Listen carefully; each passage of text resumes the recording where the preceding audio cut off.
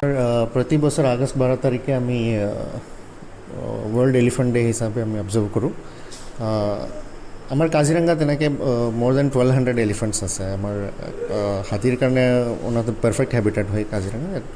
মছেক of habitat আছে, grassland, টল grassland, short grassland আৰু ৱেটলেণ্ডছ আছে, নদী আছে আৰু উডলেণ্ডছ আছে। এনেকুৱা মছেক হেবিটেট হাতী খুব ভাল পায় আমাৰ কাজিৰঙাত। সেইকাৰণে হাতীৰ সংখ্যা এইটো ভালেমান এইটো ভৰি আছে।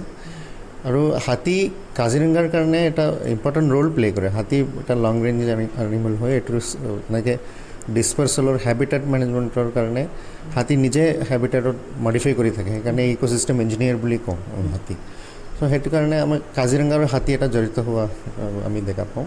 আৰু বানপানীৰ সময়ত আমাৰ প্ৰথম ইণ্ডিকেটৰ হাতীয়ে হয়। হাতী প্ৰথম যেতিয়া কাজিৰঙাৰ পৰা ওলাই আমাৰ ৰাষ্ট্ৰীয় ঘাইপথ পাৰ কৰি কাৰ্বি আংলং ফালে যায়, তেতিয়া আমি গম পাওঁ এইটো বানপানী আহি আছে বুলি। তেনেকুৱা আমাৰ এটা ইণ্ডিকেটৰ হিচাপেও কাম কৰে হাতীৰ আমি দেখা পাওঁ। হাতী মানে মেক্সিমাম মুভ কৰে আমাৰ কাজিৰঙা কাৰ্বি আংলং মাজত ৰেগুলাৰলি মুভমেণ্ট কৰি থাকে।